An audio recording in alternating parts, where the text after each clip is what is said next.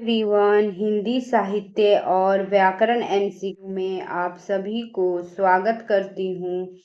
तो आज का फर्स्ट क्वेश्चन है सलजम वाला स, सपेरा वाला स और षटकोण वाला स और ह कौन से व्यंजन है? तो यह जो है यह अंतःस्थ व्यंजन है। कौन सा व्यंजन है? तो यह अंतःस्थ व्यंजन है। इसका आंसर ए हो जाएगा। अब अंतःस्थ, इसका आंसर हो जाएगा अंतःस्थ व्यंजन। अब हम ऊष्म व्यंजन कहते किसे हैं? तो ऊष्म व्यंजन जो है हम कहते किसे हैं? तो जिन व्यंजनों के उच्चारण में एक ही प्रकार की गर्माहट या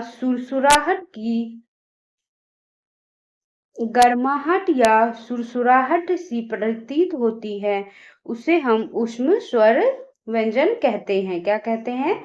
ऊष्म व्यंजन कहते हैं। अब है नेक्स्ट क्वेश्चन फ्रेंड्स।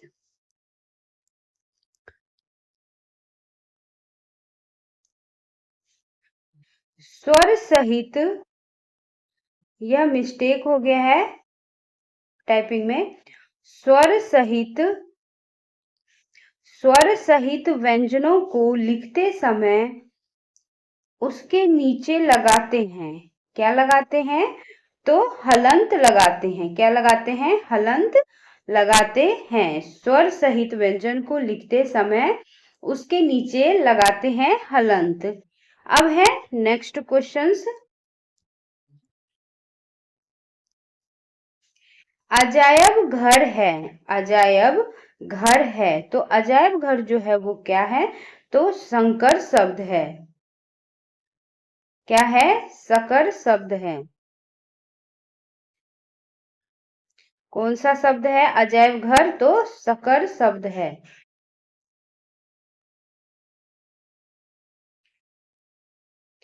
अब संकर शब्द जो है वो कहते किसे हैं? तो संकर शब्द जो है दो अलग अलग भाषाओं के अलग अलग शब्दों को मिलाकर जो नए शब्द बनाए जाते हैं उसे हम संकर शब्द कहते हैं। क्या बोलते हैं? संकर शब्द कहते हैं। अब जैसे हम उदाहरण देखते हैं, उदाहरण देखते हैं संकर शब्द का। घड़ी जो है वो हिंदी शब्द है। घड़ी हिंदी है।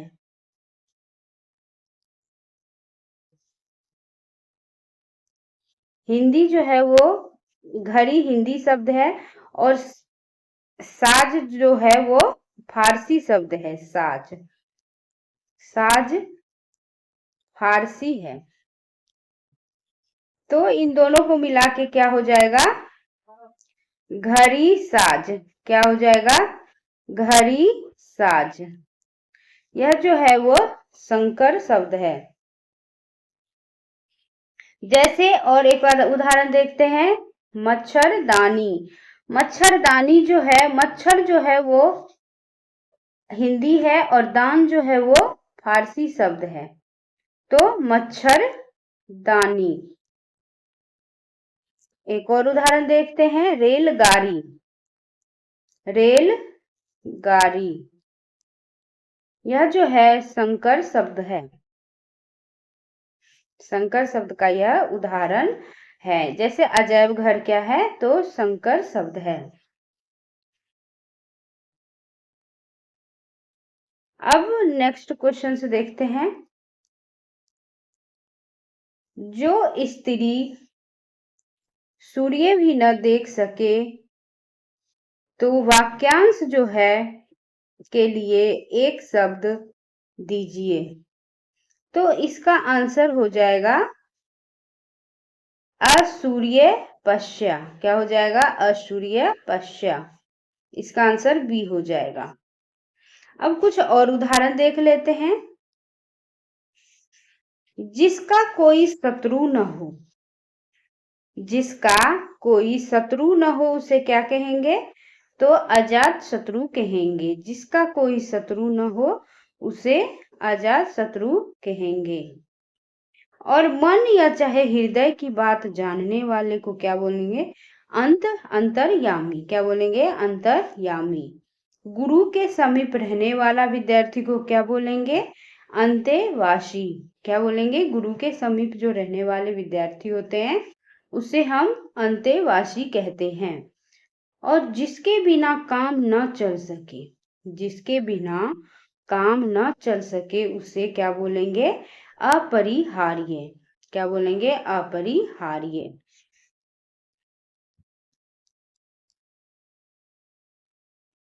अब है बच्चे गाना गा चुके हैं। बच्चे गाना गा चुके हैं, तो इस वाक्य में मुख्य क्रिया की पहचान करें। तो क्या है मुख्य क्रिया? गा। गा जो है यह मुख्य क्रिया है।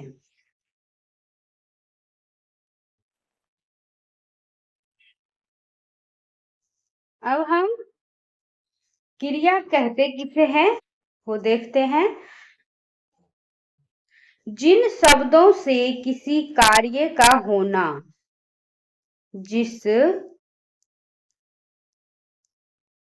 शब्दों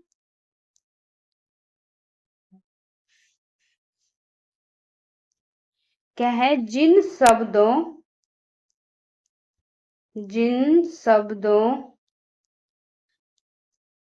से किसी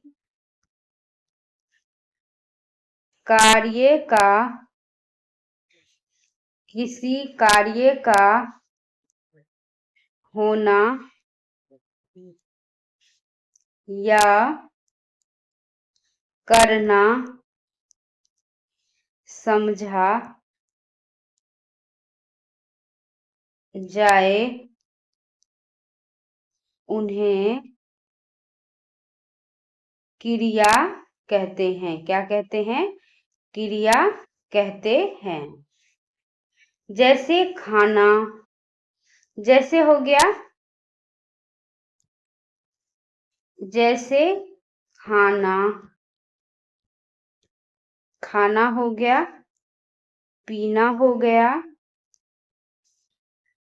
पढ़ना हो गया और लिखना हो गया। यह सब जो है क्रिया का उदाहरण है।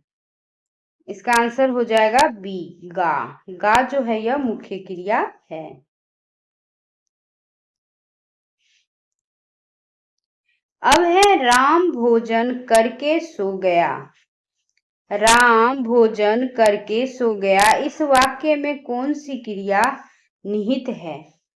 तो इसमें कौन सा क्रिया निहित है? तो इसमें पूर्वकालिक क्रिया निहित है। इसमें कौन सा क्रिया निहित है? तो इसमें पूर्वकालिक क्रिया निहित है। अब हम पूर्वकालिक क्रिया कहते किसे हैं? तो जिन क्रियाओं के पहले जिन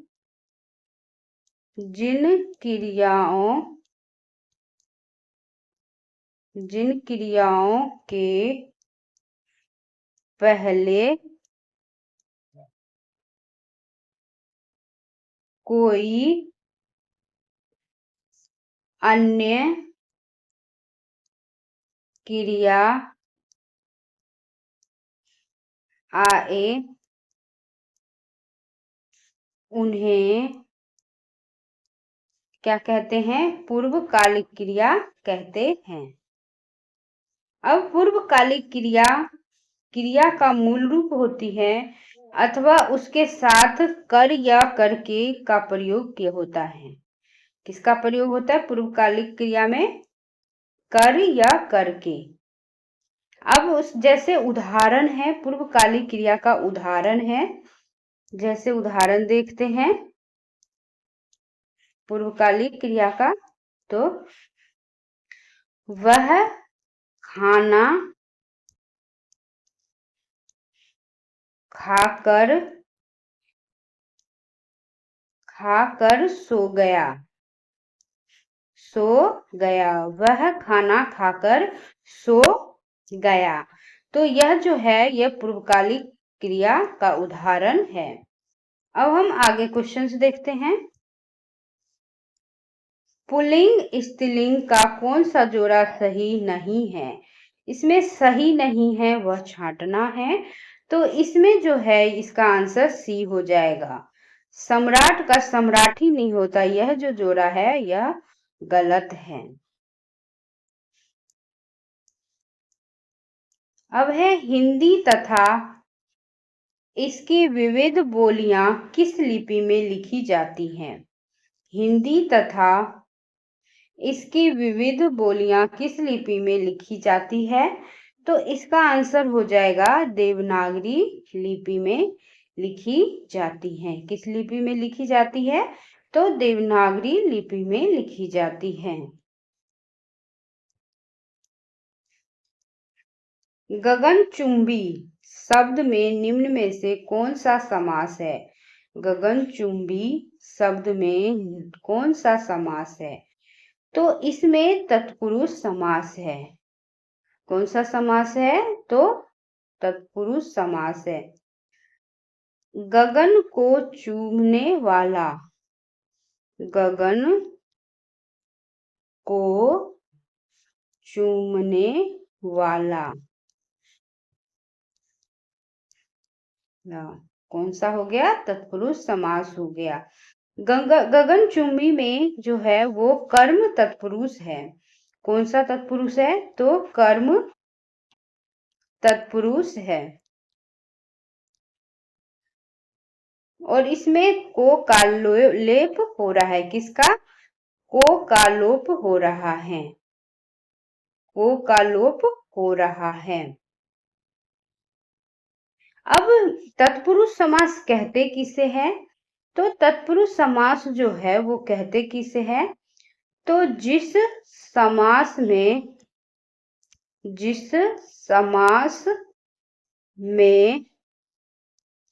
पूर्व पद गौण तथा उत्तर पद प्रधान हो, उसे तत्पुरुष समास कहते हैं। अब है नेक्स्ट क्वेश्चन। नीलगाय पद में समास कौन सा है? नीलगाय पद में कौन सा समास है? तो नीलगाय पद में जो समास है वो कर्मधारय समास है। कौन सा समास है? कर्मधारय समास है। अब नीलगाय का समास विग्रह है। नीली है, नीली है गाय जो, इसमें हो गया नीली है गाय जो।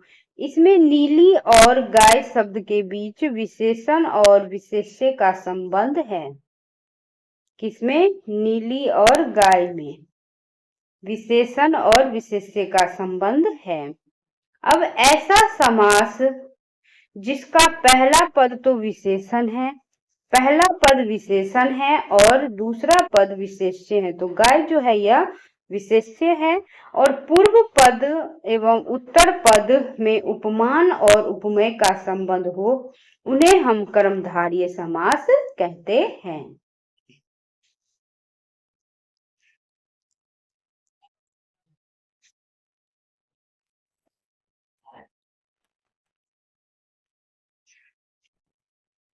अब है उपसर्ग किसे कहते हैं? उपसर्ग किसे कहते हैं? तो उपसर्ग जो है हम किसे कहते हैं?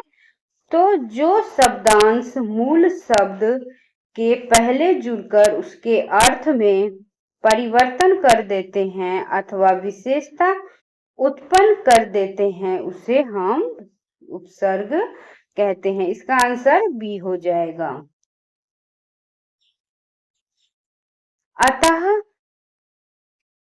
अतः में प्रयुक्त उपसर्ग बताइए।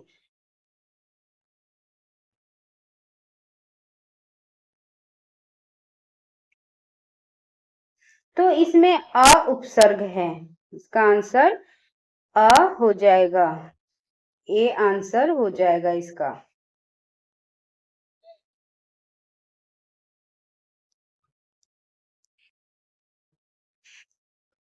दूध वाले से कहो कि वह 20 लीटर दूध तुरंत ले आए। वाक्य है।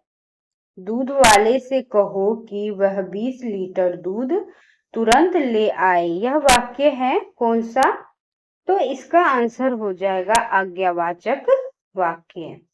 कौन सा है? तो आज्ञावाचक वाक्य है।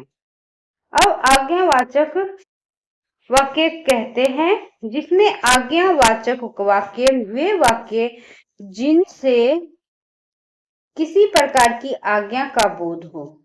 जिनसे किसी प्रकार की आज्ञा का बोध होता है उसे हम आज्ञावाचक वाक्य कहते हैं। जिनसे किसी प्रकार की आज्ञा का बोध होता है उसे आज्ञावाचक वाक्य कहते हैं। तो यह सेंटेंस है, दूध वाले से कहो कि वह 20 लीटर दूध तुरंत ले आए। तो यह एक आज्ञावाचक वाक्य है। अब है जिस शब्द छंद में 4 चरण और प्रत्येक चरण में 16 मात्राएं होती हैं वह कहलाती है। तो वह क्या कहलाती है? तो यह चौपाई कहलाती है। क्या कहलाती हैं? तो चौपाई कहलाते हैं। तो चौपाई में 16 मात्राएं होती हैं। कितनी मात्राएं होती है? तो 16 मात्राएं होती हैं चौपाई। मैंने राधा के लिए कपड़े खरीदे। इस वाक्य में कारक का प्रकार बताइए।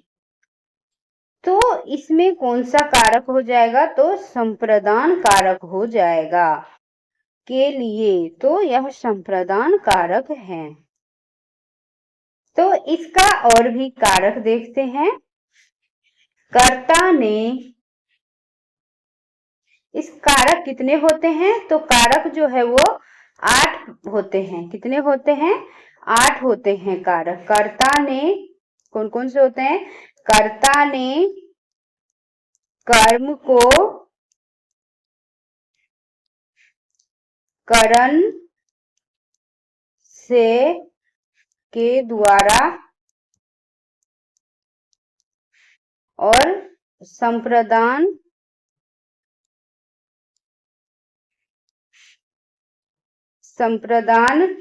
को के लिए।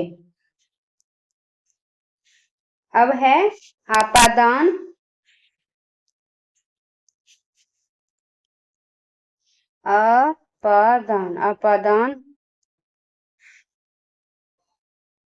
आपादान से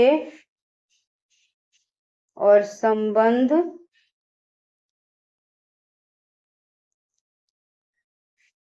का के की। अधिकरण में पर और संबोधन हे अहो और अरे जो है यह कारक का चिन्ह है। कारक 8 प्रकार के होते हैं। तो इसका आंसर हो जाएगा के लिए है, तो संप्रदान कारक हो जाएगा। वर्णों के क्रम को क्या कहते हैं? वर्णों के क्रम को क्या कहते हैं? तो हम क्या कहेंगे? वर्णमाला कहेंगे। वर्णों के क्रम को हम वर्णमाला कहेंगे।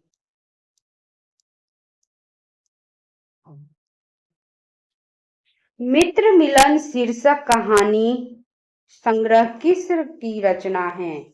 मित्र मिलन शीर्षक कहानी संग्रह किसकी रचना है? तो यह अमरकांत की रचना है। किसकी रचना है? तो यह अमरकांत की रचना है। अमरकांत की इनकी अन्य भी रचनाएं इस प्रकार हैं, जैसे सूखा पत्ता, सूखा पत्ता और ग्राम सेविका, ग्राम सेविका, ग्राम सेविका, यह अन्य रचनाएं हैं। किसका? तो अमरकांत जी का। अब है मैथिली शरण गुप्त का संबंध आधुनिक काल में किस युग के कवि थे? तो यह द्विवेदी युग के कवि थे। किस युग के कवि थे? द्विवेदी युग के कवि थे। कौन? तो मैथिली शरण गुप्त। द्विवेदी युग के कवि जो है वो कौन कौन से हैं? तो महावीर प्रसाद द्विवेदी जी, द्विवेदी, और है श्रीधर पाठक, श्रीधर पाठक, और है अयोध्या सिंह उपाध्याय, अयोध्या सिंह उपाध्याय, उपाध्याय, और है मैथिली शरण गुप्त और पद्मश्री, पद्म सिंह शर्मा। यह जो है यह द्विवेदी युग के कवि हैं।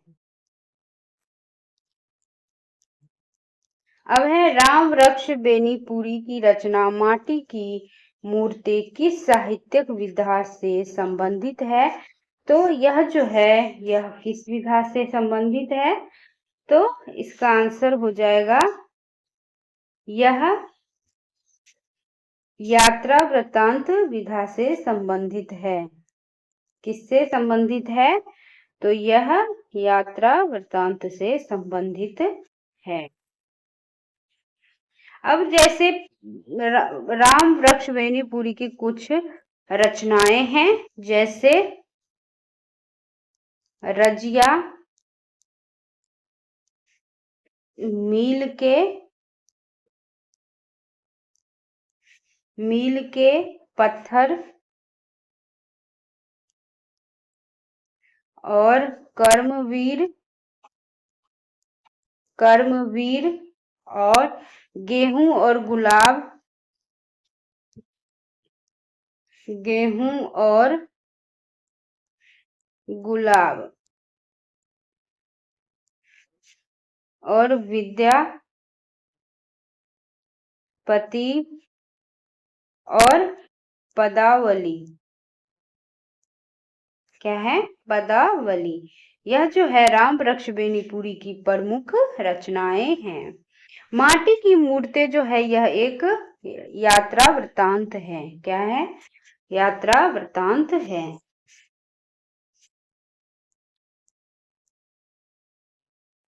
अब है पूत कपूत तो क्यों धन संचय, पूत कपूत तो क्यों धन संचय, पूत सपूत तो क्यों धन संचय, प्रस्तुत पंक्ति में कौन सा अलंकार है? तो इसमें कौन सा अलंकार है? तो इसमें लाटा अनुप्रास अलंकार है। इसमें कौन सा अलंकार है? तो इसमें लाटा अनुप्रास अलंकार है। अब हम लाटा अनुप्रास अलंकार किसे कहते हैं? तो जब किसी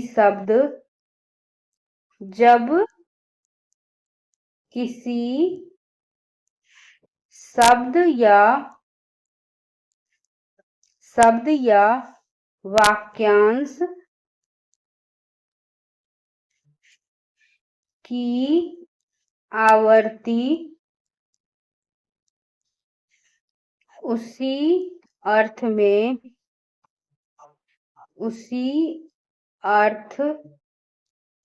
में होती है,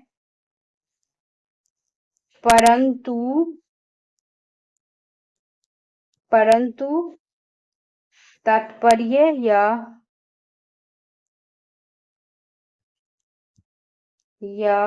अन्वय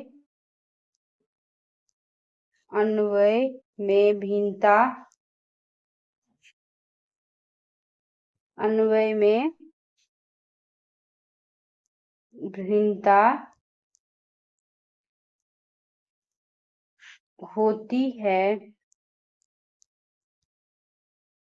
है वहाँ लाटा अनुप्रास अलंकार होता है। अब इस अलंकार में शब्दों की आवृत्ति तो समान होती है। किसमें? तो लाटा अनुप्रास अलंकार में शब्दों की आवृत्ति तो समान होती है, परंतु उनका अर्थ या भाव भिन्न होता है। किसमें? तो लाटा अनुप्रास में।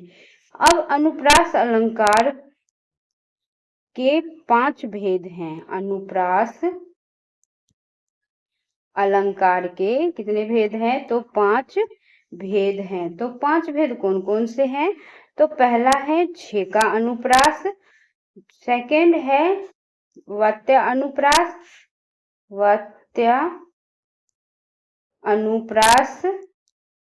और थर्ड है फिर लाटा अनुप्रास और फोर्थ है अंत्य अनुप्रास और 5 है श्रुत्या अनुप्रास।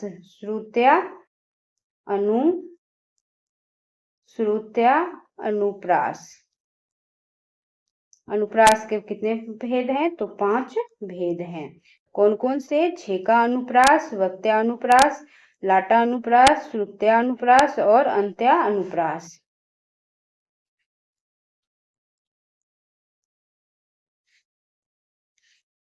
अब है नेक्स्ट क्वेश्चंस।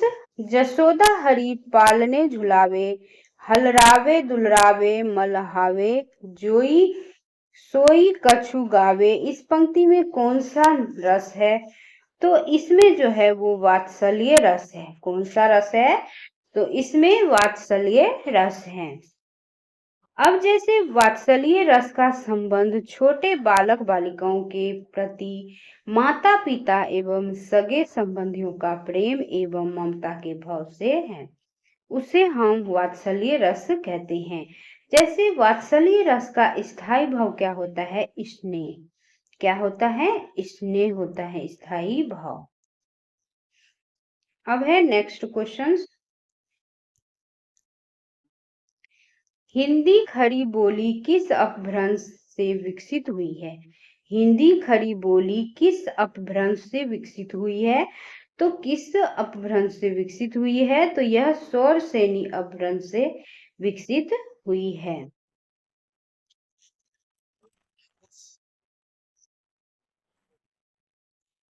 इसका दूसरा नाम क्या है? सौरसेनी अपभ्रंश का कौरवी नाम है। दूसरा नाम क्या है? कौरवी अपभ्रंश नाम है। इसका अन्य नाम हिंदुस्तानी भी नाम है। हिंदुस्तानी या नागरी या हिंदी एवं सरहिंदी भी है। इसका उद्भव जो है वो सौरसेनी अपभ्रंश के उत्तरी रूप में से हुआ है। किससे हुई है? सौरसेनी अपभ्रंश के उत्तरी रूप से हुआ है। अब है हरिशंकर परसाई जी किस तरह की साहित्य रचना के लिए जाने जाते हैं? हरिशंकर परसाई जी किस तरह की साहित्य रचना के लिए जाने जाते हैं? तो इसका आंसर हो जाएगा वैज्ञ के लिए जाने जाते हैं। हरिशंकर परसाई किस रचना के लिए जाने जाते हैं? तो वैज्ञ के लिए जाने जाते हैं। नीति ज्ञान रखने वाला इस वाक्यांश के लिए उपयुक्त शब्द लिखिए। नीति ज्ञान रखने वाला इस वाक्य के लिए कौन सा शब्द है? तो इसमें हो जाएगा नीतिज्ञ। क्या हो जाएगा? नीति ज्ञान रखने वाले को क्या बोलते हैं? नीतिज्ञ। राजन द्वारा किताब पढ़ी जाती है। राजन द्वारा किताब पढ़ी जाती है, इस वाक्य में वाच्य का कौन सा प्रकार है? तो इसमें क्रमवाच्य है। इसमें कौन सा प्रकार है? तो क्रमवाच्य है, क्योंकि राजन द्वारा किताब पढ़ी जाती है, तो यह क्रमवाच्य है। अब है निम्नलिखित में से किस वाक्य में भाववाच्य है? इसमें भाववाच्य कौन सा सेंटेंस है, मतलब कौन सा वाक्य है? तो इसका आंसर हो जाएगा पुरुषों से रोया नहीं जाएगा। किससे? भाववाच्य कौन सा सेंटेंस है? तो पुरुषों से रोया नहीं जाएगा, यह जो है वो भाववाचक वाक्य है। अब भाववाच्य जो है वो कहते किसे है? क्रिया का वह रूपांतरण उसमें भाववाच्य कहलाता है। क्रिया का वह रूपांतरण जिसमें भाववाच्य कहलाता है, जिससे वाक्य में भाव या क्रिया की प्रधानता का बोध होता है। जिसमें वाक्य की भाव या क्रिया की प्रधानता का बोध होते हैं, उसे भाववाच्य कहते हैं। अब आज का लास्ट क्वेश्चन देखते हैं फ्रेंड्स। जिस पंक्ति या जिन पंक्तियों में समानार्थक शब्दों या वाक्यांशों की आवृत्ति हो परंतु अर्थ में अंतर हो, तो वहां कौन सा अलंकार होता है? तो इसमें जो है वो लाटा अनुप्रास होता है। कौन सा अलंकार होता है? तो इसमें लाटा अनुप्रास होता है। लाटा अनुप्रास अलंकार यमक का ठीक उल्टा होता है। किसके ठीक उल्टा होता है? तो यमक अलंकार के ठीक उल्टा होता है। यमक का ठीक उल्टा होता है। इसमें मात्र शब्दों की आवर्ती न होकर तात्पर्य मात्र के भेद से शब्द और अर्थ दोनों की आवर्ती होती है। वीडियो देखने के लिए friends thank you so much. अगर वीडियो पसंद आए हो तो लाइक और सब्सक्राइब और वीडियो को अधिक से अधिक शेयर करना ना भूलें। वीडियो देखने के लिए थैंक यू सो मच।